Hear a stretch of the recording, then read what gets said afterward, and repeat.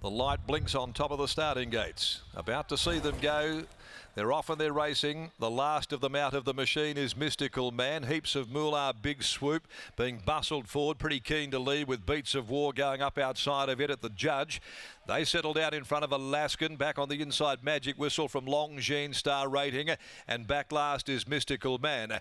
As they go along by Ollie's Bar, leaving the straight. Going over to the 1800 metre mark, and Big Swoop was able to hold the front, heading up Matheson Road by a length. Beats of War. A length away then, Heaps of Moolah settling on the outside from Magic Whistle. The favourites next, Alaskan.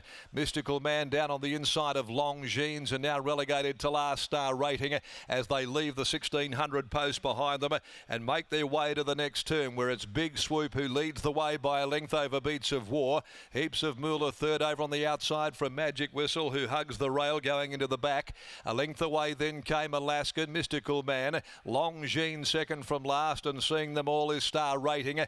About 6 or 7 lengths from the leader, Big Swoop, as they start the run out to the riverside of the track. 1150 to go, and it's Big Swoop in control here in the middle stages. Has been right from the word go. Trailing at second, Beats of War. 1.5 Heaps of Moolah going past the 1,000. Over on the inside, Magic Whistle is next of all. Parnham sits back, bides his time with the favourite Alaskan. Mystical Man's not far from him, but he's down on the inside just in front of Longines, and still back a clear last, Star Rating. 750 left to go. Big Swoop on top, still 3/4 Beats of War, just starting to edge his way a little closer to the leader. Magic Whistle down on the inside, third's had a sweet run. Off the bridle, the first of them, Heaps of Moolah. So Parnham sees that, and he takes off now, gets off his back quickly and got him rolling. Star Rating was able to track around the outside, pushing up Mystical Man on the inside, and then Longines. Beats of War hits the front on the point of the turn. It's Beats of War, a length and a half. Alaskan looked to be in second gear though for Parnham. He hasn't gone for him yet. Then Longines, Magic Whistle battles away. Star Rating back behind the Mystical Man, can't get going. Alaskan now lets go. He races up with 150 to go. Alaskan hit the front. Beats of War goes with him. Here comes Longines. Alaskan, Parnham gets desperate. Longines will dive. Head bobber. Magic Whistle on the rail, kicks through. And it's tight.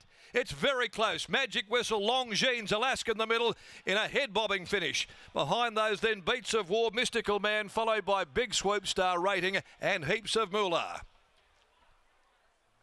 Bob of the heads. Magic Whistle diving on the rails. Longines diving the outside. They beat Alaskan home. Number 7, over on the fence. Magic Whistle.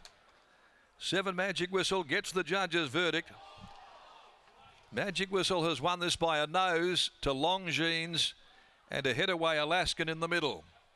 2:18.05. And a nose, a short head. The margins, fourth in, Beats of War from Mystical Man. What a great finish it was.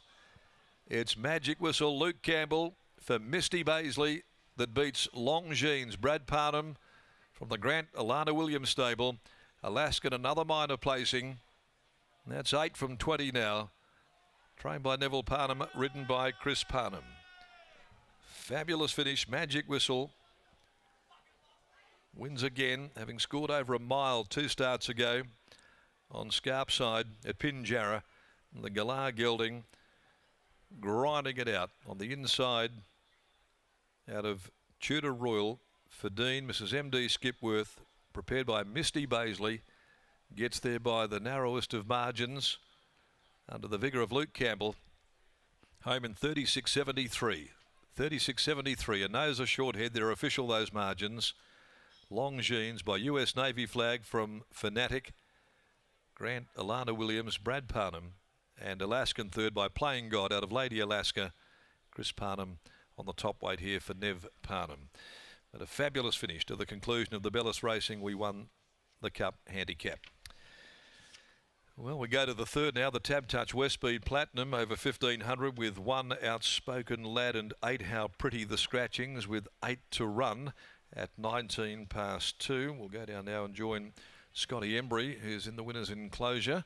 as they head back there, and an epic finish as it turned out, and any of the three really with the bob of the heads could have certainly taken out the second. Exactly right, Macca, and in the end it's the lightweight towards the bottom, Magic Whistle, and that extra 1.5 kilos that Luke Campbell can claim as well, gets up along the inside. It's a nose by a short head, so very tight finish there, but Misty Baisley's galloper gets the job done. Skippy was very happy after the last start victory, and he didn't have to wait too long until another one. Oh yeah, and I actually thought he could win last start too, but he got into a bit of traffic and yeah, he didn't quite get there, but I thought, yeah, he definitely would win today. That was going to be my next question, because after last week's performance, you probably had no choice but to back him up. Oh, and he didn't do any work really last week, so I remember leaving the mountain enclosure and I said to Tessa, you better tip him in the mountain enclosure because he'll win next week, and she never tipped him. You can lead a horse to water. That is true, that is true. Tell us about him. What's he like? You've only had him for a handful of runs. This is sort of the reason why we got him. Skippy sort of was pulling his hair out. He said, I just can't deal with the old pirate anymore. And I said, that's fine, you know, why don't we try something different? I'll work him every day and just see if I can get on top of him. And he was a real angry horse to start with. And then he sort of fit into our system really well.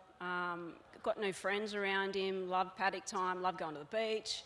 All sorts of things, getting let off the pony, and he just has just settled in such a beautiful old horse. So I think his racing is sort of saying that's, you know, he's happy and I'm his back and he can do it still. And you seem happy to put Luke Campbell on and put your trust in him. Yeah, and he really clicks with this horse. I'd had my doubts, I think, to start with. He was the only rider at Pinjarra that day, and I said, oh, you can be right here, kid. And he goes, yeah, I got this. And yeah, he's been really great on him. So I'd definitely use him again. And there's plenty of these graduation 66 plus staying races around to pick your way through over the next couple of months. Oh yeah, and right up his alley. I just want to say too, congratulations to Ballast Racing, and thank you for sponsoring the race. They're a big supporter of Basie Racing as well. Pete and Karen love it. So yeah, hopefully we win more races for them and for poor little Skippy here too. Congratulations, well done, Misty. So you and Bays, well done. Thank you. There's Misty Baisley and Magic Whistle, 7, 4, 1 and 2 in a very busy finish there. Luke Campbell, I'm sure at stages there, was thinking he may have been on the winner Morgs, but also at the same time watching that replay, Alaskan went past him at the top of the home straight and looked like he was travelling much better than what Magic Whistle was, but he was able to fight him off under the vigour of Lukey Campbell, and he's just jumping off the scales now. Yes, Scotty, he looked as though he had the race sewn up with 200 metres to go, Alaskan, but it was maybe just that 60-kilo impost that got him over the concluding stages. But Luke, that was a really tough win from this horse, and Misty, you touched on the fact that the horse was pretty good last week through some traffic over the 1,800 metres, and it hasn't proven to be a bad little plan backing him up off the 7 days to the staying trip. Yeah, definitely. First of all, Misty and the team at home have done a fabulous job with this horse. They've got him off Dean Skipworth, and Mr. Skipworth still obviously has ownership in him, but he's going really good, and he backed up really well today, and I was really proud of the way he sort of knuckled down late and got past those horses sort of that were around me, and it was a solid effort. It was a little bit slow out of the barriers last week and had to endure some traffic in the straight as a result, but he was a lot better today, and you must have been confident with the spot you were able to lob in running. Yeah, look, he was slow out the other day, but he seemed to step quite well today, which was nice, and I ended up following big swoop throughout, and I actually thought during the race that I would have had Chris Parnham on Alaskan sort of next to me, and I didn't want that because I knew he was on the favourite and I knew he would have been able to hold me in because his would have been travelling quite well, which it was. But as soon as I saw I had Jade McNaught there on the outside of the race, I knew it would sort of not give up, but sort of wasn't up to the class. So it dropped off sort of from about the 700, and I was able to just sort of creep my way out, and I found some clear running with him, which he needs, and he really knuckled down late. Chris on Alaskan actually went past you in the straight there for a fraction there, Luke, before your boy picked back up and went past him over the concluding stages. Yeah, 100%. I did know that Chris went past me, and I thought we were sort of battling out for the minor placings.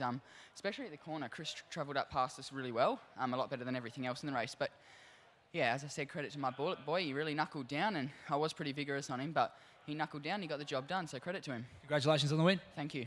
There's Luke Campbell. By my maths, it's either 4 or 5 more winners until he's outridden that 1.5 kilo claim. So certainly not long now for Lukey. But the numbers here are 7, 4, 1 and 2. Following the replay, we'll almost be back here for the first at Esperance. It's only 8 minutes away.